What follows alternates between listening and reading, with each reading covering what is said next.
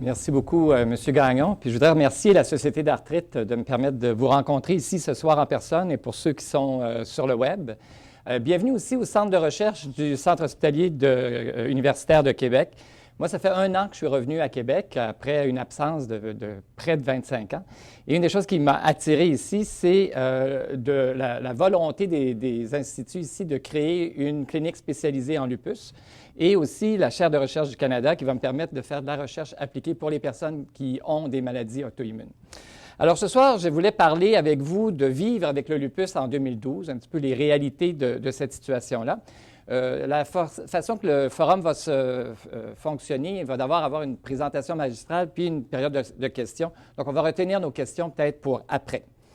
Alors, d'abord, on dit toujours un petit peu si on a des conflits potentiels. Il y a 2 compagnies récemment qui sont intéressées par le lupus. Alors, on veut évidemment les encourager. Ils nous demandent des conseils. Les 2 compagnies sont GlaxoSmithKline, GSK Canada, et MedImmune. Donc, j'ai été sur leur ad board. Mais je suis aussi conseiller scientifique d'organisations de patients, donc la Lupus Foundation of America, Lupus Canada et la Société d'arthrite.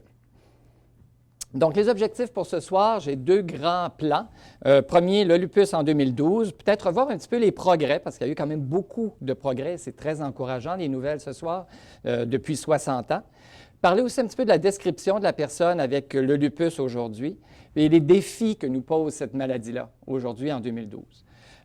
Puis je voulais finir aussi de la deuxième partie avec les espoirs pour demain, qui sont beaucoup par la recherche. Évidemment, moi, j'ai un volet recherche important. Alors, le diagnostic plus précoce et plus précis, est-ce que ça sera possible? Les préventions des complications, un thème qui est très, très important, puis je vais vouloir faire beaucoup d'emphase là-dessus aujourd'hui. Donc, par exemple, donner des exemples de ce qui s'est fait, le programme d'amélioration et de prévention pour le lupus, une approche multidisciplinaire de l'équipe de traitement du lupus et les soutiens technologiques. Donc, on va d'abord passer à notre première section, le lupus en 2012. Alors ici, on a une échelle du temps. Et la première des choses à remarquer, c'est qu'il n'y avait pas eu de médicaments spécifiquement approuvés pour le lupus comme indication de traitement par les grands organismes là, comme Santé Canada ou l'équivalent aux États-Unis. Ça ne veut pas dire qu'il n'y avait pas de traitement. Il y a des traitements qu'on utilise encore tous les jours, mais ces traitements-là n'avaient jamais été étudiés juste pour le lupus. C'est des médicaments qui sont souvent approuvés pour d'autres maladies apparentées. La plus fréquente, c'est probablement l'arthrite rhumatoïde. Et donc, on ajoutait une utilisation dans le lupus, mais sans qu'il y ait vraiment un médicament d'approuvé. Alors, les grands groupes pour la promotion des meilleurs traitements pour le lupus font la promotion aussi de meilleures recherches et de la recherche appliquée pour le lupus, et ça a changé un petit peu le paysage des médicaments. Mais qu'est-ce qu'on a comme progrès depuis 50, 60 ans sur le lupus? Alors d'abord, il y a cette petite chose qui s'appelait la cellule lupus érythémateuse. C'était le premier test diagnostique qui a été utilisé en clinique. C'est un vieux test. Aujourd'hui, on ne l'utilise plus parce qu'il est trop compliqué, mais ça l'a déjà permis de commencer à comprendre cette maladie-là dans les années 1948. Peu après, on a découvert une façon beaucoup plus pratique de diagnostiquer les anticorps, cette espèce de prise de sang qu'on fait encore aujourd'hui, qui s'appelle le facteur antinucléaire. On va en reparler un petit peu plus bientôt, mais ça date déjà autour de 1952-1954, et c'est un test qui s'est amélioré, mais qu'on utilise toujours aujourd'hui et qui est vraiment un signal de possibilité de lupus. Après ça, on a commencé à utiliser des médicaments comme la prednisone. Alors, la prednisone, déjà découverte autour de 1954, avec des effets très bénéfiques dans toutes les maladies inflammatoires, demeure encore aujourd'hui quand même un des piliers du traitement quand il y a une maladie qui est très, très active. Alors, elle a fait la preuve du temps, on la connaît très bien, puis on connaît aussi ses effets potentiels et ses effets secondaires possibles. Donc, c'est un médicament qui est utile, mais au cours des années, on s'est aperçu que la prednisone seule n'était pas suffisante pour avoir des améliorations des résultats à long terme. Ça marche très bien pour un court laps de temps, mais dès qu'on essaie de l'arrêter, la maladie revient souvent. Donc, il fallait penser à autre chose, et c'est là qu'on a ajouté toute une autre série de médicaments pour essayer de contrôler le système immunitaire qui s'appelait les immunosuppresseurs. Donc, par exemple, méthotrexate, Imuran ou azatioprine, et plus récemment, le Cellcept, qui est un médicament qui avait été développé plutôt dans la greffe pour essayer d'éviter le rejet de greffe et qui a donc un effet contrôlant du système immunitaire et qui est utilisé aussi dans le lupus. Donc, on peut voir que sur l'échelle du temps, il n'y a pas beaucoup de flèches là, sur mon tableau. Par contre, plus récemment, il y a ce nouveau médicament très, très ciblé qui s'appelle le Belimumab ou Benlysta, qui est encore une toute nouvelle classe de médicaments. Puis il va avoir son importance historique, je vais revenir là-dessus dans un moment. Maintenant, en parallèle, il y a beaucoup de recherches dans les laboratoires qui se font pour essayer de mieux comprendre cette maladie-là. Vers la fin des années 2000, on a eu 3 études importantes qui ont décrit des gènes candidats. Ça veut dire qu'on a trouvé qu'il y avait des prédispositions génétiques. Ce n'est pas une maladie génétique, le lupus. Il ne faut pas ressortir d'ici en disant si j'ai le lupus, mes enfants vont avoir le lupus. Mais on comprend maintenant de plus en plus qu'il y a plusieurs gènes qu'on hérite qui aident à contrôler les fonctions du système immunitaire et des variances dans ces gènes-là peuvent favoriser le développement d'une maladie comme le lupus. On en connaît plus de 20 maintenant, donc ça va être des avenues de recherche dans les 10-15 prochaines années pour mieux comprendre le système immunitaire et les problèmes qui sont associés au lupus. Finalement, il y a un groupe canadien qui s'appelle le Canadian Network for Improved Outcome in SLE, donc le réseau canadien pour l'amélioration des résultats dans le lupus, qui a été créé autour des années 1995, qui a aussi beaucoup fait au Canada. Alors, la bonne nouvelle ici, c'est qu'en 2011, il y a eu un premier médicament qui a été approuvé comme indication pour le lupus. Et c'était symboliquement important parce que ça veut dire qu'il y a beaucoup plus maintenant de recherche qui se fait dans le lupus pour améliorer les traitements et l'éventail des différents traitements. Donc, ici, il y a une diapo qui est très, très chargée, puis je ne veux pas qu'on la lise. Le but, c'est de démontrer, quand on regarde le lupus, de quoi on parle. On parle d'une maladie qui est extrêmement hétérogène. Ce que je veux dire par là, c'est qu'elle peut se présenter de plusieurs façons dans 2 patientes différentes. On l'appelle d'ailleurs souvent aussi la maladie aux 1000 visages. Je ne sais pas si vous avez déjà entendu cette expression-là. Et la raison pour ça, c'est qu'on peut avoir quelqu'un qui va avoir des manifestations de la peau ou des articulations. D'ailleurs, c'est pour ça qu'on parle d'arthrite. Plus de 90% des gens qui ont le lupus vont avoir des manifestations d'arthrite, donc d'inflammation dans les articulations. Ça fait partie d'une des 100 formes d'arthrite, mais elle peut aussi se manifester chez quelqu'un d'autre avec une atteinte inflammatoire d'un autre organe. Ça pourrait être l'enveloppe du cœur ou du poumon. On parle de pleurésie ou de péricardite. Ça peut être une atteinte au niveau des reins ou ça peut être une atteinte au niveau des vaisseaux sanguins. Donc, il y a vraiment une multitude de manifestations cliniques, d'où le fait que quand on a essayé de pouvoir classifier les personnes qui avaient du lupus pour mieux comprendre cette maladie-là, on a été obligé de définir des critères de classification. Et donc, ça, c'est une liste de 11 critères de classification qui ont été d'abord développés dans les années 70, revisés en 1982, puis il y a toujours un travail de revision qui se fait. Probablement qu'il y aura une nouvelle revision bientôt. Alors, 11 critères, on dit qu'il fallait au moins 4 critères pour parler d'un lupus pour des études de recherche clinique. Alors, ces critères-là, qu'est-ce qu'ils englobent? Ils englobent d'abord le fait qu'on parle d'une maladie auto-immunitaire. Alors ici, ce qu'on voit, on vous parlait du facteur antinucléaire, si ma petite flèche veut apparaître. Donc ici, on voit des cellules, en fait, on ne les voit pas, parce que ces cellules-là, quand on les met en présence d'un colorant, ici, comme on voit de ce côté-ci, elles ne captent rien. C'est parce qu'elles ne sont pas, quand on prend du sang du patient qui a un anticorps qui se logerait contre le noyau d'une cellule, il n'y en a pas chez des personnes normales. Donc, on voit des sérums normaux. Et à droite, quand on voit tous les noyaux des cellules, là, donc le matériel nucléaire, c'est associé avec l'anticorps du patient. Et quand on met un colorant, il capture ça. Donc, ça, c'est une représentation de l'anomalie auto-immunitaire. Alors, de quoi on parle quand on parle d'auto-immunité? On parle vraiment de notre système immunitaire qui se met à réagir contre des composantes de notre propre corps, de nos propres cellules. Le système immunitaire, c'est normal, il est là pour se défendre contre des infections, mais parfois, chez certaines personnes, il va y avoir une réaction du système immunitaire qui va reconnaître des composants de nos propres cellules. Donc, le facteur antinucléaire, c'est un anticorps qui reconnaît du matériel nucléaire de nos noyaux, de nos propres cellules. Donc, c'est un auto-anticorps à l'opposé d'un anticorps normal qui serait dirigé contre un virus ou contre une bactérie, par exemple. Et les anticorps, ce qu'ils ont comme propriété, c'est qu'ils peuvent causer de l'inflammation. On comprend par après pourquoi on peut avoir des manifestations inflammatoires de cette maladie-là. Donc, il y a un contexte auto-immunitaire, et là, ce contexte auto-immunitaire-là peut causer de l'inflammation. Ici, on voit une biopsie, donc un tout petit morceau d'un rein qui démontre beaucoup d'inflammation. On n'a pas besoin d'aller dans le détail, mais un rein, ici, un glomérule, qui est l'espèce de petit filtre qu'on verrait ici, sans cette espèce de hypercellularité, il y a beaucoup de cellules qui ne devraient pas être là. Il devrait y avoir plein de beaux vaisseaux sanguins ouverts qui permettraient le sang d'être filtré. Quand il y a de l'inflammation, il devient dysfonctionnel. Donc, on a la présence d'auto-anticorps dans le sang qu'on peut détecter, et on sait que ces auto-anticorps-là peuvent causer de l'inflammation si on voit quelque chose comme ça, que sur une biopsie, si on observe de l'inflammation dans les articulations de l'arthrite ou sur la peau avec une éruption cutanée. Finalement, un des signes caractéristiques du lupus, mais qui n'est pas très fréquent paradoxalement, c'est ce qu'on appelle l'éruption malaire, le rash malaire ou en aile de papillon. Vous avez peut-être marqué ma première diapositive, il y avait un papillon, parce que le papillon est devenu le symbole des patients qui vivent avec le lupus internationalement en raison de cette image-là. Donc, c'est un rash qui est très inflammatoire, très rouge, c'est un peu comme une brûlure, il est surélevé et fort surprenamment, puis on ne sait pas vraiment pourquoi, il épargne les plis nasolabiaux, ça reste blanc ici, d'où la forme dans aile de papillon.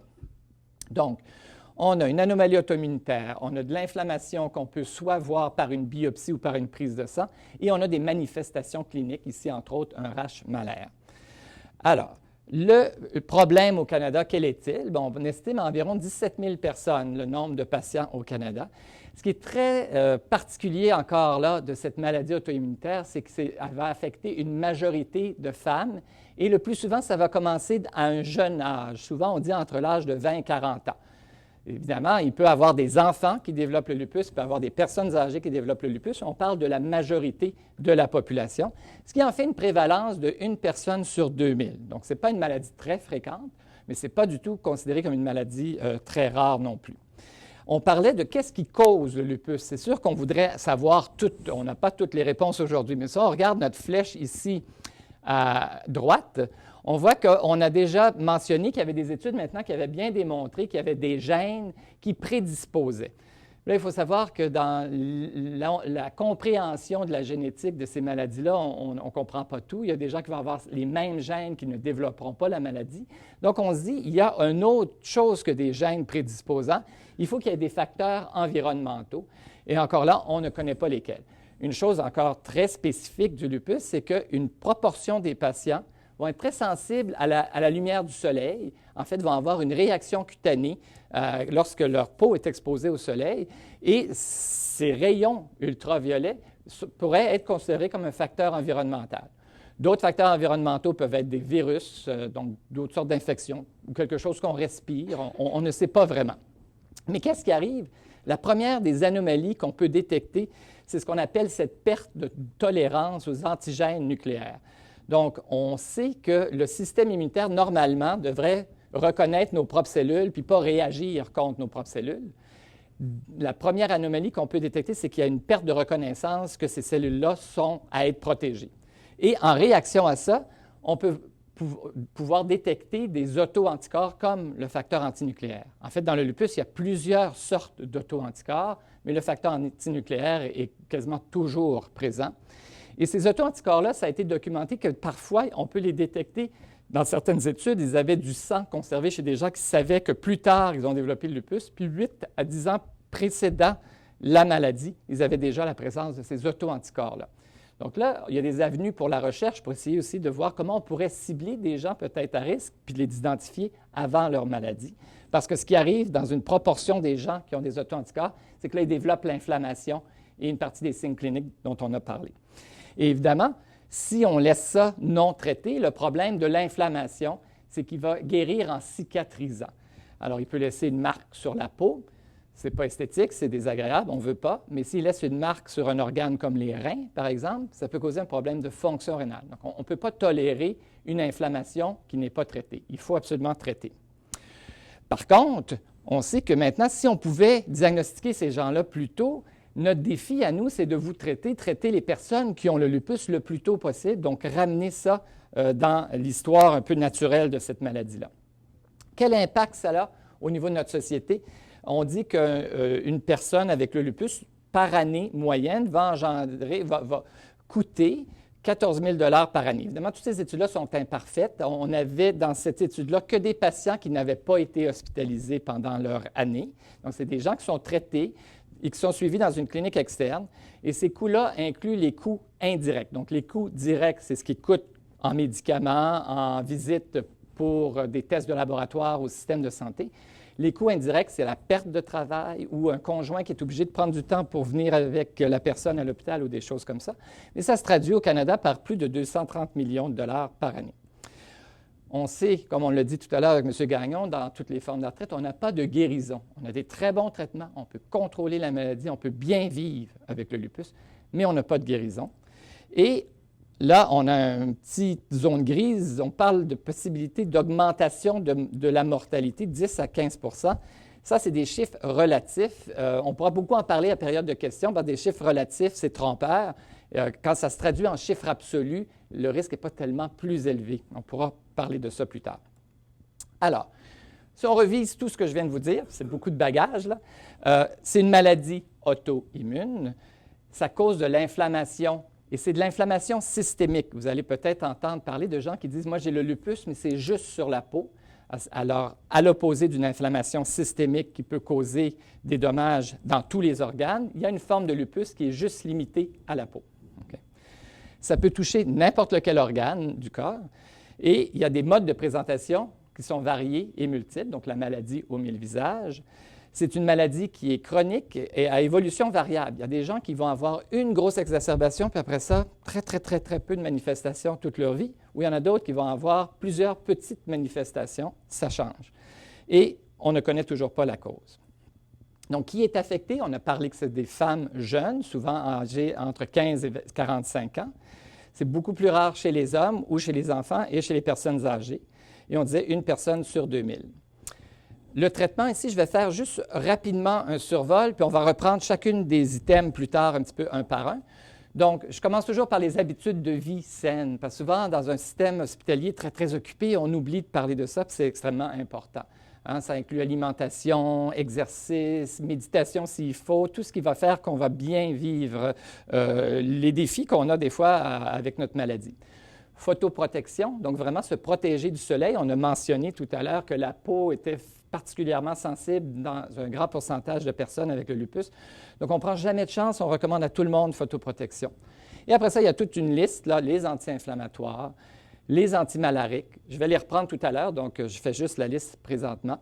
Les stéroïdes, souvent sous forme de prednisone, les immunosuppresseurs qu'on a parlé tout à l'heure, et finalement les agents biologiques, dont présentement il n'y en a qu'un, mais il y en a probablement toute une autre lignée là, qui s'en viennent, qui vont arriver dans nos pharmacies dans les années à venir. Ça a un impact sur la vie quotidienne, ça a beaucoup d'impact sur la qualité de vie, on va en parler. Ça a un impact sur le travail. Donc, 50 % des personnes travaillent après 15 ans de suivi en moyenne. Il faut comprendre que donc, dans les femmes entre 20 et 40 ans, 15 ans de suivi, on est rendu entre 35 et 55 ans, donc encore dans la force de l'âge pour travailler. Donc, il y a un impact sur le travail. 52 % des personnes ne travaillant pas rapportent que le lupus en est la cause. Donc, des 50 % qui ne travaillent pas après 15 ans, la moitié d'entre eux disent que c'est vraiment à cause de mon lupus. Il y a toutes sortes d'autres raisons pour lesquelles les gens choisissent de ne pas travailler, là, qui peuvent être de rester à la maison avec une famille ou autre. Les facteurs associés avec le non-emploi, c'était beaucoup des facteurs de l'environnement extérieur à la personne, le type de travail, bon, l'âge, évidemment, la maladie, si elle est plus active, la fatigue. Quand on mesure la qualité de vie, souvent, c'est des gens qui sont plus affectés. Et au travail, par contre, c'est un travail qui était physiquement plus exigeant, souvent des heures plus exigeantes aussi, et un emploi qui ne permettait pas beaucoup d'adaptation, un locus de contrôle là, qui était limité. Donc, la personne ne peut pas vraiment varier ses heures de travail ou s'adapter à ses symptômes.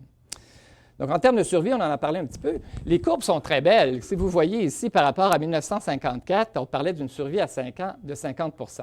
Là, il faut faire attention, là aussi. Vous vous souvenez, mes tests diagnostiques sont apparus dans les années 50.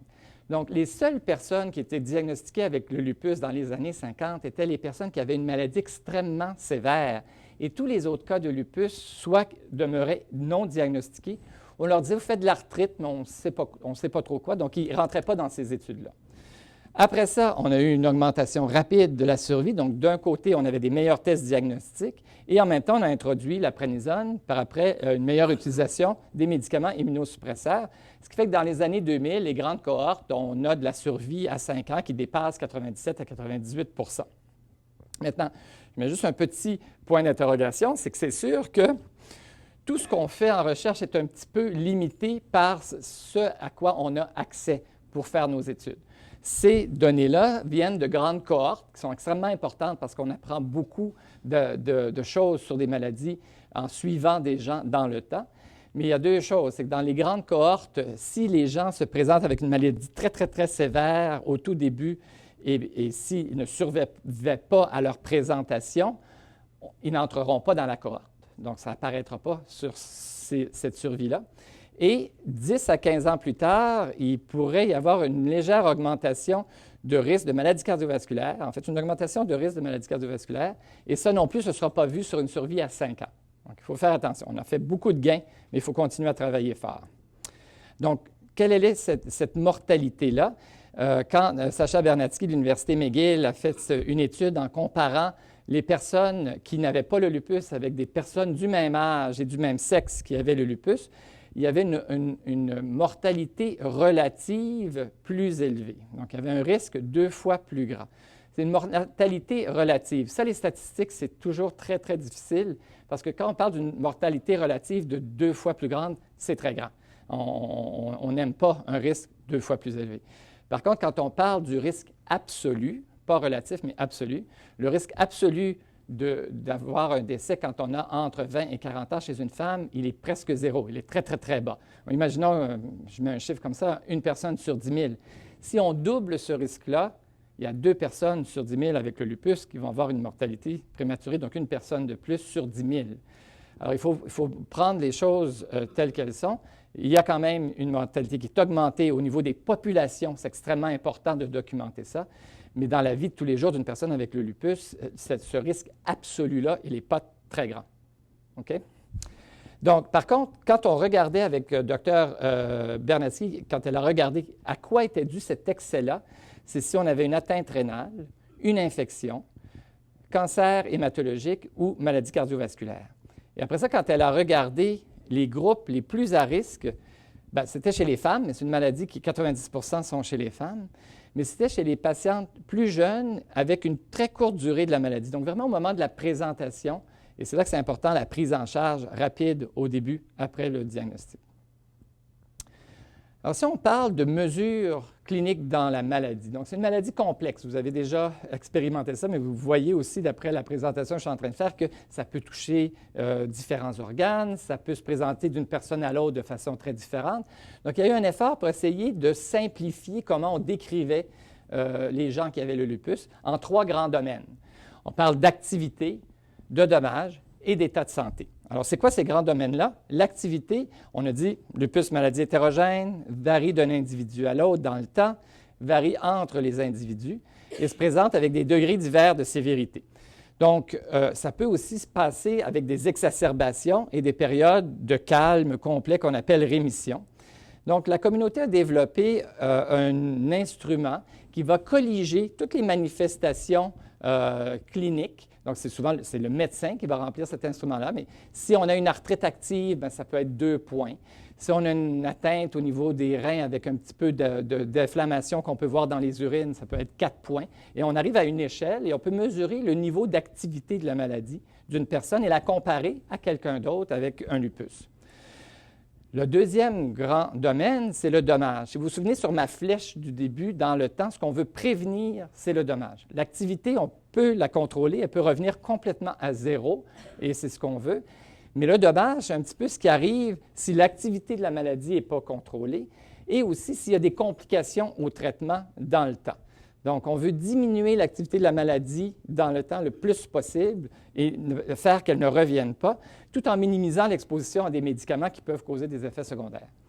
Donc, pour définir un dommage, on dit qu'il faut que ce soit présent pendant 6 mois, donc c'est irréversible, et donc on ne peut jamais revenir à la normale. Et il y a un instrument qui a été mesuré, c'est aussi encore une échelle que le médecin va remplir pour essayer de voir dans tel système, par exemple, si au niveau de la peau, il y a une cicatrice qui reste et que ça ne guérit pas du tout après 6 mois, bien, ça peut compter pour 1 point. Okay? Quelque chose comme ça. Alors, et cette relation entre activité et dommage, quelle est-elle? Bien, on dit que l'activité peut varier complètement dans le temps. Quand il y a une exacerbation, on voit la courbe qui monte, qui peut aller très haut, puis elle peut devenir stable à un niveau très, très bas ou à zéro complètement. Par contre, ce qu'on veut éviter, c'est qu'à chaque pic, ça, ce n'est pas automatique, en fait, ce n'est pas tout le monde qui va développer du dommage, premièrement, mais s'il y avait une période d'activité qui conduit au dommage, ça va faire une fonction en escalier. Ça veut dire que le dommage va être compté, un point. Là, il y a une période d'accalmie, il n'y a rien. Puis là, il y a une autre marge d'escalier. Alors, il faut absolument nous éviter de prendre cette ascension vers le haut. On ne veut pas d'escalier dans nos patients. Et le troisième domaine, c'est vraiment comment on vit avec le lupus, qu'on appelle l'état de santé, la qualité de vie. C'est un concept qui va couvrir toutes les dimensions de la santé, puis qui est souvent beaucoup plus pertinent quand on est une personne qui vit avec le lupus. On va s'identifier beaucoup plus aux résultats de ça. Et la communauté internationale a décidé d'adopter un instrument qui s'appelle le SF-36. C'est un instrument qui est utilisé dans beaucoup de maladies, mais parce qu'il couvre 8 dimensions de la santé, incluant la fatigue, on trouvait que c'est un instrument extrêmement important parce que la fatigue est un problème important dans le lupus. Et il peut être résumé en 2 échelles, normalisées, avec, on dit que 50, c'est la normale. Alors, il peut être résumé dans une composante qui est une composante de santé physique ou une composante de santé mentale. Et on verra plus tard là, les résultats dans notre cohorte canadienne. Si on descend en bas de 48, on est en dessous de ce qu'on s'attendrait pour une population du même âge, du même sexe. Okay? Donc, la qualité de vie, elle peut être mesurée par cet instrument-là. Ces 2 dimensions-là sont très utiles pour essayer de comprendre comment les gens s'adaptent. Et dans une autre cohorte américaine, celle-ci par Fred Wolf aux États-Unis, il a démontré donc une santé physique, le PCS, de 38, donc très bas par rapport à notre norme qui est 50 et définitivement en dessous du seuil de 48, et une santé mentale de 44,3. Les chiffres sont un peu mieux pour nous au Canada, mais ils sont quand même affectés aussi. Donc, c'est une maladie qui, même si les gens ont l'air très bien, souvent on ne voit pas, ce n'est pas marqué dans le front qu'on a le lupus, affecte quand même beaucoup au point de vue morbidité. On a une petite inquiétude de mortalité, mais on a dit que relativement, c'est plus grand. De façon absolue, c'est quand même pas très grand. Les cohortes de survie à 5 ans puis 10 ans sont très bonnes. Par contre, il y a un impact important sur la qualité de vie. Alors, je voulais vous introduire le réseau canadien pour le lupus, CANIOS, et la mission de ce groupe-là, c'est vraiment un groupe d'investigateurs canadiens qui se réunit pour améliorer les résultats des patients atteints avec le lupus à travers le pays par une recherche de collaboration. Alors, le réseau CANIOS a développé un registre et à chaque année, on le met à jour avec des patients qui viennent de tous les centres qui participent, là, qui veulent participer à travers le Canada. Donc, c'est une population qui atteint plus de 2000 patients là, en 2011. Et quelles sont les caractéristiques dans les 3 dimensions dont on vient de parler pour le lupus? Donc, si on regarde cette cohorte-là, on voit l'âge moyen qui est de 32 ans. Donc, ça confirme vraiment l'épidémiologie internationale qu'on a vue plus tôt, des femmes jeunes, 89 en plein dans le 90 qu'on s'attendrait. Dans notre cohorte, on a plus d'Européens, donc des gens caucasiens, 53 mariés ou avec conjoint et 40 employés. Dans les caractéristiques plus cliniques de la maladie, le nombre de critères, vous savez, au tout début, je vous ai montré la diapo qu'on ne pouvait pas lire, là, mais où il y avait 11 critères. Dans notre cohorte, en moyenne, les gens ont 6 critères. L'activité de la maladie, et puis là, il faut que vous me croyiez, là, mais le SLID, c'est ce qui mesure l'activité de la maladie, avec un score de 4,5, démontre une population où la maladie est contrôlée. Elle n'est pas 100% contrôlée, mais on ne voudrait pas changer les traitements à moins qu'on ait un score de 8 ou plus. Donc, en moyenne, les patients qui sont vus dans les cohortes canadiennes semblent bien contrôlés. Par contre, le SLIC, l'autre index, c'est celui de dommage. Et là, c'est celui où on veut 0 pour tout le monde. Donc là, environ 50% des gens ont déjà un point de dommage avec un suivi moyen ici de 8 à 10 ans. Donc, on peut faire mieux de ce côté-là. Et là, vous voyez mes 2 sphères de fonction, la fonction physique et la fonction mentale, autour de 41, la composante physique toujours plus basse, et la fonction mentale très, très proche là, du 48, mais un petit peu affectée. Donc, quelles sont les complications à long terme qu'il faut aussi envisager? Maladies cardiovasculaires, ostéoporose, hypertension, problème de cholestérol, cataracte, ménopause précoce, problème au niveau de l'os qui s'appelle une nécrose avasculaire ou des cancers. Alors ça, c'est toutes des choses qui sont décrites, mais on ne comprend pas toujours les associations. Des fois, on les comprend mieux. Et dans les programmes de prévention, c'est toutes des cibles pour essayer de prévenir ces choses-là avec des stratégies bien précises. Donc, si on résume, ce que nous connaissons du lupus aujourd'hui, on a dit on sait qu'il y a des phénomènes précliniques parce qu'on sait qu'on peut détecter un auto-anticorps jusqu'à 8 ans ou 10 ans avant le début de la maladie clinique. Et on a un lupus clinique où, à un moment donné, il y a une manifestation inflammatoire qui est repérée et on voit de l'activité et on veut prévenir le dommage. Ce qu'on connaît aujourd'hui, c'est vraiment d'après des études de cohortes. Donc, les cohortes, en moyenne, c'est des gens qui ont la maladie depuis 8 à 10 ans. Et ça a été extrêmement important, c'est toujours extrêmement utile pour comprendre cette maladie-là. Par contre, la recherche, elle veut essayer de pousser plus à ce qui arrive aussi au début pour mieux comprendre ces choses-là, mais il y a très peu d'études actuellement au début. Et finalement, les phénomènes précliniques, on n'est même pas encore capable de comprendre ça. On le comprend mieux, puis on essaie d'aller avec des modèles animaux. Alors, il y a des modèles animaux de lupus. Si vous avez des questions là-dessus, on pourra en parler après, où on peut prédire des souris qui vont automatiquement développer le lupus. Ça, c'est extrêmement intéressant parce qu'on peut voir les premiers phénomènes, même avant qu'ils aient de l'inflammation, arriver. Mais bon, entre la souris et l'homme, il faut quand même faire beaucoup de recherches. Alors, on a un besoin de recherche en amont, au tout début. Et vous avez vu cette diapo tout à l'heure. On a un besoin de traitement qui suivrait la recherche et la compréhension plutôt dans l'évolution clinique de la maladie. Alors, pourquoi on a besoin de continuer à travailler pour améliorer les résultats dans le lupus? Bien, comme on a vu, notre qualité de vie pourrait être meilleure. Alors, on doit s'attaquer à mieux comprendre la morbidité à long terme qui est liée aux complications soit de la maladie ou soit de son traitement. Il faut arriver à une balance entre la maladie et les effets possibles du traitement. Il faut améliorer la qualité de vie parce qu'elle peut se comparer à des personnes plus âgées. Puis, il faut améliorer même nos chiffres relatifs de mortalité. Donc, dans le lupus, quand on veut traiter quelqu'un, on parle d'abord, un peu comme dans d'autres types de maladies, d'une induction. Alors, quelqu'un arrive avec un nouveau diagnostic, c'est souvent le pire moment à passer parce que c'est là qu'on n'avait pas eu le temps de prévoir, puis l'inflammation peut être très sévère. Donc, il faut induire une diminution de cette inflammation-là. Donc, il faut contrôler l'activité de la maladie, ma ligne bleue. Il faut induire une rémission. Notre but, c'est qu'on ait zéro activité de la maladie, si c'est possible. Et on doit donc mesurer ça en soit diminuant l'activité moyenne de la maladie. On peut compter le nombre de personnes qui vont être mieux dans une étude, mais il faut surtout aussi mettre en balance les effets secondaires possibles des médicaments et minimiser leur usage si on peut. Et une fois qu'on a atteint cette rémission-là, ça peut prendre des fois des semaines ou des mois. Souvent, on parle en fonction de mois plutôt que de jours pour induire une rémission. Mais une fois qu'on l'a induite, maintenant, il faut la maintenir. Notre but, c'est vraiment de rester bien sans activité de la maladie. Donc, on veut garder un niveau bas d'activité, maintenir cette rémission-là. Donc, les résultats qu'on va chercher à avoir dans des études, c'est qu'il y ait moins d'exacerbations, donc moins de flares, et aussi que s'il y a des exacerbations, bien, qu'il y ait eu le plus de temps possible entre le moment de l'induction de la rémission et le moment où l'exacerbation recommence.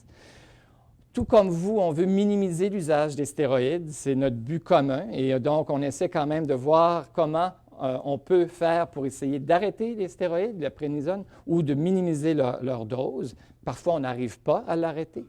Et on veut donc prévenir le dommage et pas d'avoir d'effets indésirables de cette maladie-là. Vous avez vu ma diapo des traitements, on va les voir peut-être un par un maintenant. Donc, les habitudes de vie. Les choses qu'on oublie trop souvent parce qu'on est tous très pressés, mais quand on voit quelqu'un avec une maladie comme le lupus, j'ai beaucoup parlé de la photosensibilité, donc l'effet que le soleil et les rayons ultraviolets peuvent avoir. J'ai mentionné la peau, mais on pense aussi que même les gens qui n'ont pas cette réaction de la peau-là, s'ils sont trop exposés au soleil, peuvent peut-être réactiver un lupus intérieur, systémique. Donc, on recommande à tout le monde, même s'ils n'ont jamais fait de grosses réactions cutanées, de faire attention au soleil, d'utiliser de la photoprotection, d'éviter les heures de soleil les pires, là, 11 heures à 2 heures de la journée en été, ou s'ils vont dans le sud, bien, d'être à l'ombre à ce moment-là ou dans la maison, puis profiter des soirées ou tôt le matin, où il y a d'autres moyens de profiter, ou d'avoir des vêtements carrément là, protecteurs. On recommande calcium, vitamine D et si indiqué, parce que là, chez les femmes qui vont vouloir avoir des enfants, on est plus prudent avec les biphosphonates, mais c'est des médicaments pour améliorer la santé osseuse, donc prévenir l'ostéoporose. On va faire des tests pour mesurer la densité des os de façon répétée, pour 2 raisons. Toute maladie inflammatoire peut augmenter le risque d'ostéoporose. Et en plus de ça, on sait que les stéroïdes peuvent augmenter le risque d'ostéoporose. Donc, on a 2 bonnes raisons ici pour vouloir suivre la santé de l'os en particulier, pour prévenir des choses 20 ans plus tard. Mais quand on est diagnostiqué entre 20 et 40 ans, 20 ans plus tard, c'est encore jeune. On recommande aussi pour un certain groupe de patients qui soient vus en ophtalmologie, on va en parler dans un moment. On oublie souvent les vaccins. Alors, on peut avoir des vaccins quand on a une maladie auto-immunitaire, mais il faut que ce soit des vaccins où le virus est mort, parce qu'il y a des vaccins où le virus est juste désactivé, mais encore vivant. La grippe est sécuritaire, donc on recommande le vaccin pour la grippe parce que le lupus en lui-même peut diminuer notre résistance aux infections, même s'il n'était pas avec des médicaments. Et beaucoup de nos médicaments vont avoir aussi un effet là-dessus. On va vacciner pour la pneumonie si on a certains médicaments.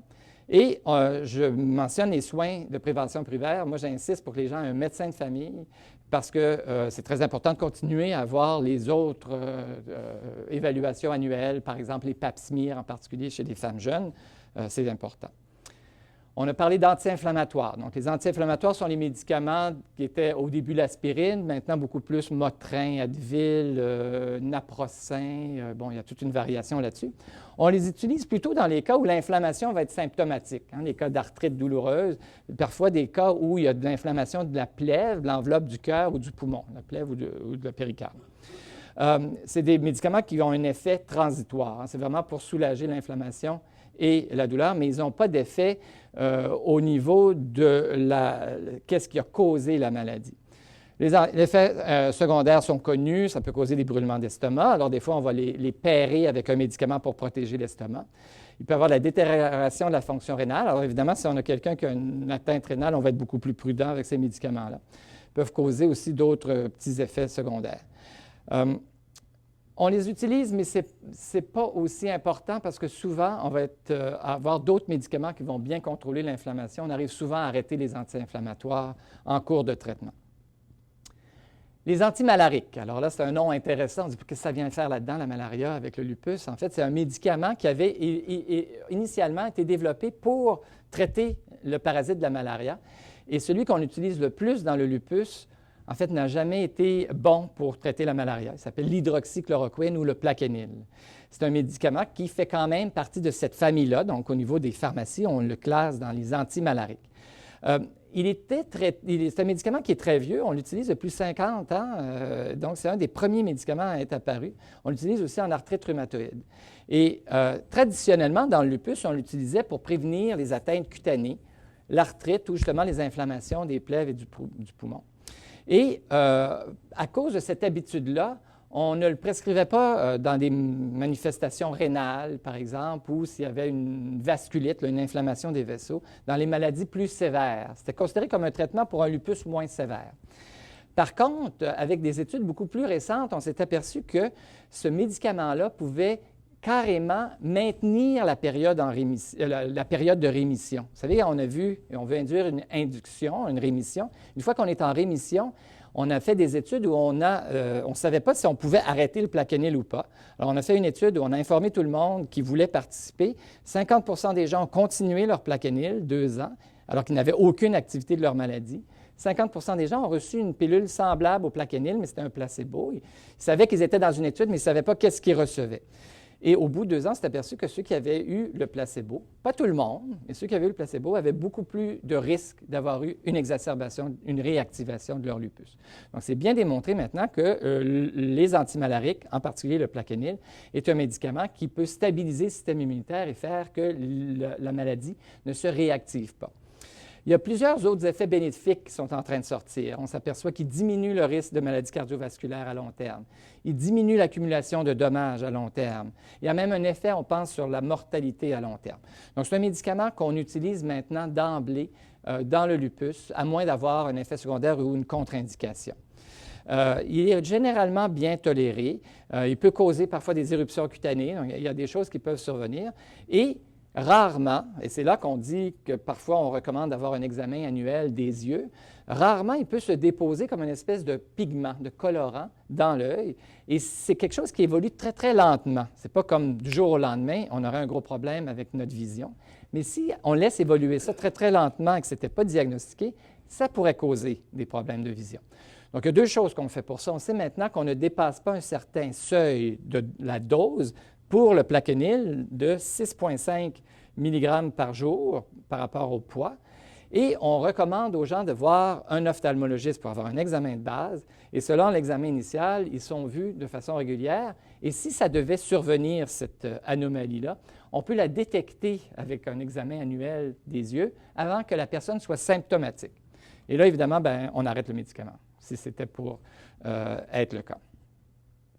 Les stéroïdes. Alors là, il y a tellement de questions probablement qu'on va avoir sur les stéroïdes. J'ai mis juste une diapo, parce que je pourrais en mettre 15. Mais la prednisone, c'est vraiment gardé pour les manifestations les plus sévères. C'est parce que c'est quand même encore le meilleur traitement rapide d'une grosse exacerbation inflammatoire du lupus. C'est un effet qui va être très rapide. Et après ça, par contre, parce que la prednisone est l'imitation, ça ressemble à une hormone naturelle qui s'appelle le cortisol, une hormone que nos glandes surrénales vont produire. Si on prend de la prednisone à une dose plus haute que 7,5 mg par jour pour plus d'un mois à 2 mois, nos glandes naturelles ils vont devenir paresseuses. Ils n'auront plus besoin d'en produire parce qu'on en prend des grosses doses. Donc, pour ne pas soudainement stresser ces glandes-là, on doit diminuer la prednisone graduellement. C'est très important. Et l'autre chose, c'est que pour pouvoir mesurer si notre maladie est contrôlée, on ne veut pas arrêter trop rapidement notre prednisone. Je m'excuse pour le microphone. Donc, et on sait qu'un usage prolongé, tout ce qui est plus long, il y a plus de risques. Alors, le but des traitements, c'est d'essayer de diminuer la dose le plus possible et éventuellement de l'arrêter pour éviter les effets secondaires. Alors, quels sont-ils les effets secondaires? Bien, il y en a plusieurs. Celui qu'on connaît le plus, probablement, c'est l'apparence qui peut changer un petit peu, qui peut donner un visage beaucoup plus rond. Il peut stimuler l'appétit, peut causer une augmentation du poids. C'est des choses qui, pour l'apparence du visage, sont réversibles. Il peut aussi augmenter un petit peu la pression artérielle, et je mentionnais l'effet sur les os. Et finalement, tous ces médicaments-là qui suppriment le système immunitaire peuvent augmenter des risques d'infection, d'où la vaccination pour la grippe à toutes les années, qui est une recommandation. Donc, les prednisone, extrêmement bon pour soulager rapidement, mais à long terme, on a des limites, puis on veut la diminuer et l'arrêter, et sans qu'il y ait de réexacerbation de la maladie. Donc, après ça, on utilise les immunosuppresseurs. Il y en a plusieurs. Le but de tous ces médicaments-là, en fait, c'est vraiment de contrôler votre système immunitaire. Alors, souvent, je fais une comparaison avec mes patients. La prednisone, elle est excellente et les anti-inflammatoires vont travailler. Si on a notre système immunitaire, on le considère comme une armée. On a des soldats dans une armée, puis on va avoir des généraux. Alors, les soldats vont être affectés primairement par la prednisone, par les anti-inflammatoires, mais si on arrête ces médicaments-là, les généraux sont toujours là, ils vont refaire une armée, puis ils vont recommencer à causer de l'inflammation. Donc, il faut aussi aller cibler plus haut. Et c'est là que nos immunosuppresseurs vont venir jouer. C'est là aussi qu'on s'aperçoit maintenant que le plaquenil, les antimalariques, jouent. Donc, on doit travailler sur les deux niveaux. C'est important de cibler les soldats lorsqu'on a une période d'exacerbation, parce qu'on ne veut pas de cicatrices, on ne veut pas de dommages. Mais à long terme, pour ne pas que la maladie revienne, il faut cibler nos généraux. Okay? Donc là, il y a toute une liste. On pourra en parler aussi. Et les agents biologiques. Bien évidemment, en rhumatologie, c'est une révolution. Surtout dans l'arthrite rhumatoïde, pour nous, ça a complètement changé le paysage là, de comment on traite nos patients. Et ça nous a permis un éventail là, de choix de traitements beaucoup plus grand pour les personnes qui ne répondaient pas peut-être au traitement classique. On espère que la même révolution s'en vient dans le lupus. Il y a beaucoup de molécules qui sont en train d'être étudiées. On a parlé du BLIS, en fait, le B-lymphocyte stimulator, le deuxième là-dessus. C'est vraiment la cible d'un médicament qui actuellement s'appelle le belimumab, ce que je vous disais, le premier médicament qui a été approuvé pour le lupus. Et là, il y a plusieurs autres molécules dans cette même famille qui sont en train d'être étudiées.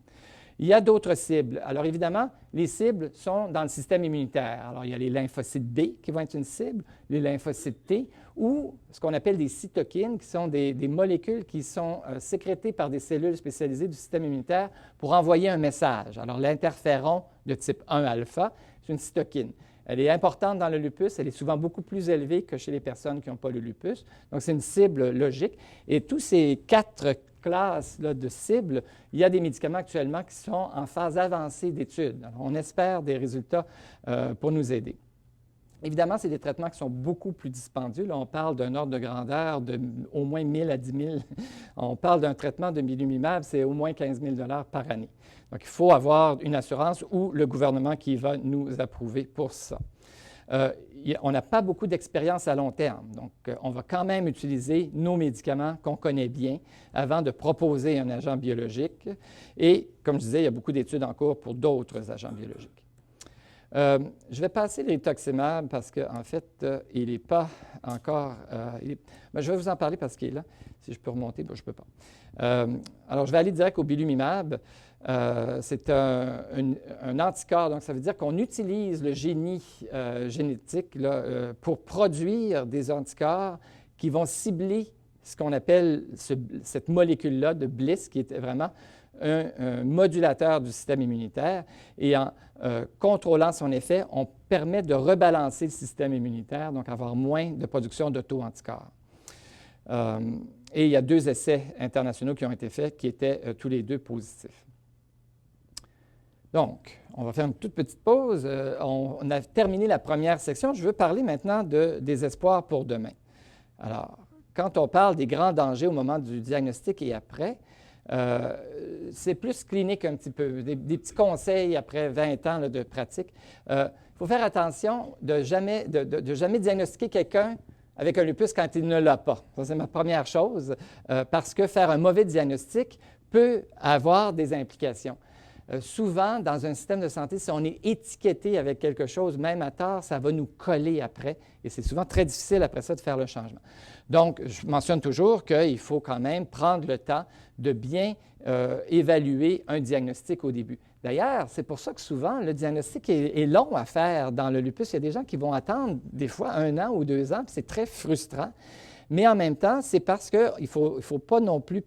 Il faut considérer qu'étiqueter quelqu'un à tort avec le lupus, puis là, commencer les traitements avec la prednisone, avec des immunosuppresseurs, si ce n'était pas le cas, ça serait un problème. Le facteur antinucléaire n'égale pas un diagnostic de lupus. Il faut aussi comprendre que d'avoir l'auto-anticorps détectable dans notre sang, ça se retrouve chez environ 5 % de la population générale. On a bien dit que le lupus, ce n'est pas 5 % de la population, c'est 1 personne sur 2000.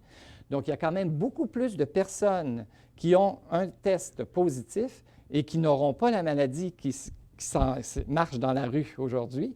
Si une personne comme ça a des douleurs articulaires et se fait faire le test, mais peut-être que ces douleurs n'ont rien à voir avec le lupus, il ne faudrait pas faire un mauvais diagnostic de lupus. Hein? Donc, et à l'inverse, il ne faut pas manquer un bon diagnostic et ne pas le traiter. Et il ne faudrait surtout pas traiter non plus chez quelqu'un qui a déjà un diagnostic de lupus. Il ne faut pas non plus commencer à dire que tout est dû au lupus. Il faut toujours garder un esprit extrêmement ouvert parce qu'évidemment, si par exemple, le pire scénario, disons que quelqu'un développe une infection et qu'il fait de la fièvre, puis que là, immédiatement, on imaginerait que c'est une exacerbation du lupus, puis qu'on met plus d'immunosuppresseurs, bien, ça pourrait être un problème parce qu'on diminue les résistances contre l'infection. Donc, il faut toujours garder en tête, est-ce qu'on traite la bonne manifestation, est-ce qu'on traite la bonne cause pour cette manifestation-là, même si on a déjà un diagnostic de lupus. Alors, aussi, bien évidemment, le cas malheureusement peut-être plus fréquent parfois, c'est faire un diagnostic tardif. Ça aussi, c'est un danger. Il faudrait pouvoir diagnostiquer le lupus au moment des premières manifestations pour justement introduire rapidement les traitements qui vont stabiliser le système immunitaire et empêcher que cette activité-là cause du dommage. Donc, il faut stabiliser l'anomalie auto-immune le plus tôt possible. Et donc, entre autres, le bénéfice des antimalariques comme le Plaquenil à long terme est de contrôler la maladie à long terme. Il faut aussi faire qu'il y a une relation médecin-malade. Ça commence mal si la personne est malade pendant 1 an ou 12 mois, 1 an et demi, et finalement, se fait diagnostiquer le lupus, ça peut causer de l'insécurité. Hein? Ça, c'est très clair. Et il faut aussi prévenir des manifestations qui pourraient être plus sévères si le lupus est non traité. Donc, les autres dangers, par contre, c'est qu'on doit toujours balancer ça avec les effets possibles des médicaments. Donc, il faut utiliser des doses efficaces de médicaments. Parfois, on a peur des effets secondaires et ça peut devenir une limite. Parce que si on a un médicament qui est indiqué à une certaine dose, par exemple, certains médicaments qu'on calcule en fonction du poids, pour avoir un effet, on sait qu'il faut atteindre un certain niveau par rapport au poids. Si on utilise des doses plus basses ou pas assez longtemps, on n'aura pas l'effet qui était décrit dans les études qui sont publiées. Donc, on veut utiliser les médicaments en connaissant les effets secondaires possibles, mais si on utilise un médicament, il faut faire un essai valable. Hein. Il faut avoir la bonne dose et la durée de temps avant de pouvoir dire que ce médicament-là a un effet secondaire lié au médicament ou ne marche pas, parce qu'on a quand même un arsenal limité. C'est très, très important, évidemment, de prendre nos médicaments tels que prescrits et de ne pas trop jouer dans le temps parce qu'il y a des médicaments là-dedans, comme le Plaquenil, c'est un médicament qui agit à très long terme. Donc, parfois, on se sent très, très bien, puis on se dit, bien, pourquoi, là, bon, ben, je l'oublie, puis là, je l'oublie une deuxième fois cette semaine, puis là, peut-être que je l'ai pris juste 3 fois la semaine dernière. Et là, notre seuil de médicaments dans notre sang va devenir trop bas pour contrôler nos généraux. Puis là, on va commencer à avoir des échappatoires. Et ça devient très mêlant parce qu'on ne peut pas mesurer la dose de Plaquenil routinement là, dans nos cliniques. Et on ne sait plus, nous, comme médecins traitants, est-ce que c'est parce qu'on n'a pas assez pris de médicaments ou est-ce que le lupus est en train de percer sur quelqu'un qui prenait le Plaquenil, donc il ne répond plus au Plaquenil, comme exemple. Donc, c'est très important, l'adhérence aux médicaments. Et c'est important, si vous avez des questions, de les poser à vos médecins pour que vous ayez confiance au traitement. Parce que c'est un partenariat, ça. Hein? Évidemment, moi, je ne le prends pas, le médicament. Il faut que vous compreniez pourquoi c'est important de le prendre. Puis, finalement, il faut toujours faire attention de ne pas attribuer à un médicament un effet secondaire qui est peut-être dû à autre chose. Ça, je l'ai vu souvent, surtout peut-être chez des cas où on va à l'urgence ou à une clinique sans rendez-vous, puis on a un effet secondaire, mais qui n'est peut-être pas dû au médicament. Le réflexe, souvent, c'est d'arrêter les médicaments. Mais dans le lupus, ce genre de choses-là, il faut le faire avec conscience parce qu'on ne veut pas faire le yo-yo. Hein? C'est quelque chose qu'on ne veut pas. On ne veut pas d'échapper. On ne veut pas de réexacerbation de la maladie. Alors, les autres dangers, souvent, pendant longtemps, on a dit, bien là, vous êtes fatigué, écoutez-vous, arrêtez complètement. On s'aperçoit que de l'exercice physique, mais ajusté à notre condition, est bon. Hein, c'est bon de continuer de faire de l'exercice physique. On a même, je vais vous parler d'un programme un petit peu plus tard, où on a adapté. Hein, on ne commence pas nécessairement, là, si on a eu une grosse exacerbation et qu'on a été quand même moins actif pendant quelques mois, on n'ira pas à énergie cardio, là, puis à faire toutes les machines et tout ça. Mais en adaptant, on peut améliorer notre qualité de vie. Changer les facteurs de risque qui sont modifiables. Évidemment, le tabagisme, pour tout le monde, n'est pas bon, mais quand on a le lupus, c'est encore pire parce qu'on a une maladie inflammatoire. Tabagisme, maladie inflammatoire peut encore plus augmenter les dommages dans nos vaisseaux et augmenter le risque de maladies cardiovasculaires. L'alimentation, c'est certain qu'on va vouloir surveiller le sel ou peut-être une alimentation trop grasse. Prévoir des périodes de repos peut-être plus souvent chez des gens qui expérimentent de la fatigue. Et le soleil, je vous le rappelle tout le temps, donc il est là aussi. Et finalement, il faut aussi éviter un autre danger, c'est qu'à un moment donné, le médecin de famille dise allez voir votre rhumatologue. Je ne suis pas confortable avec le lupus. Il faut que le médecin spécialiste fasse un contrat avec le médecin de famille et le rassure qu'il va être là pour répondre aux questions pour le lupus, mais qu'en même temps, lui aussi a ses responsabilités habituelles. Hein. Il doit faire son pap smear, il doit continuer le vaccin pour la grippe, et ces choses-là doivent être faites en équipe. Alors, l'autre danger, manque de continuité dans les soins. Puis là, évidemment, dans notre système de santé, ce n'est pas toujours évident. Hein? Mais on s'entend que c'est mieux si on a un plan à long terme que des crises où on s'arrive aux urgences ou des cliniques sans rendez-vous qui, eux, n'ont pas la perspective là, à long terme de votre histoire, d'où vous arrivez, quels médicaments ont marché, quels médicaments n'ont pas marché, puis où est-ce qu'on s'en va. Alors, et aussi, ici, beaucoup au Québec, on a la tendance des fois à utiliser beaucoup de stéroïdes, mais pour une courte période de temps. Il y a peut-être des choses à revoir là-dessus. Et finalement, l'impatience. Ça, c'est une autre chose. Et l'impatience, même des fois, du système médical, en particulier, il y a certaines manifestations. Ça va prendre des semaines, ça va prendre des mois avant d'entrer dans l'ordre. Ça ne veut pas dire que le médicament ne marche pas. En particulier, la manifestation rénale où on trouve des protéines dans les urines, on sait que c'est très long à guérir et en autant que la personne ne se détériore pas, il est fort possible que le médicament fasse effet et que ça va prendre 6 mois avant de voir la réponse. Donc, il ne faut pas non plus des fois crier à l'échec trop vite. Alors, prévention des complications, il y a une intervention qu'on a étudiée qui s'appelle le Health Improvement and Prevention Program, donc le programme de prévention et d'amélioration de la qualité de vie, qui était vraiment ciblé. Au lieu d'avoir une prescription d'une pilule, on prescrivait une infirmière. Ce que je veux dire, c'est qu'on prescrivait une visite à une infirmière pivot qui revoyait tous les risques de maladies que la personne avait pour maladies cardiovasculaires ou pour la santé de l'os et qui lui conseillait individuellement des changements à faire dans sa vie. Les résultats ont été quand même intéressants de 2 façons. C'est qu'on a mesuré la qualité de vie et la qualité de vie santé mentale s'est améliorée. Et le profil de Framingham. Le profil de Framingham, c'est un calcul des risques cardiovasculaires, était plus bas après l'intervention. Donc moi, je pense que c'est la voie de l'avenir, c'est qu'il faut prendre les bons médicaments aux bonnes doses, mais il faut aussi intégrer beaucoup d'informations pour améliorer la qualité de vie. Dans ce programme-là, tout le monde était recommandé à faire un programme d'exercice adapté avec une exercise physiologist, là, un spécialiste en santé physique qui faisait un cours finalement. Et par contre, comme l'intervention se terminait à 12 mois, quand on a réévalué les gens à 24 mois, ils étaient revenus, ils avaient perdu cet avantage-là. Donc, c'est des interventions qu'il faut qu'ils soient soutenues. On a développé des outils pour aider le suivi. C'est un petit passeport qu'on appelle le passeport lupus. On a développé, on était en train de tester des méthodes sur l'Internet. Et on a un navigateur interactif, on vient d'être subventionné par les IRSC pour essayer d'avoir un outil sur le web qui vous procurerait toute cette information-là. Vous savez, je parle vite, hein? Puis des fois, après une demi-heure, je n'ai pas fini de dire tout ce que je voulais quand j'ai commencé un médicament avec une personne qui a lupus, parce qu'il y a tellement de choses à dire. Puis à un moment donné, on devient saturé. Ah, là, il m'en a trop dit. Parfois, à 11 heures le soir, on ne dort pas, puis on aimerait savoir qu'est-ce qu'il m'a dit. Si on pouvait retourner avoir de l'information fiable, parce qu'on trouve un peu de tout sur le web, une information qui est vraiment faite pour essayer de permettre aux gens d'avoir un contrôle un petit peu de ce qui se passe, c'est le but de cette étude-là. Donc, à la fin, ce que je veux montrer aussi, c'est qu'on a un système que j'appelle un peu spaghetti, là, avec des petites lignes un petit peu partout où on va d'un hôpital à un médecin de famille, à une clinique spécialisée, à un spécialiste A, un spécialiste B. Et ça, c'est des barrières pour accéder à toutes sortes d'autres soins qui sont complémentaires, qui sont importants. Et donc, c'est un défi majeur.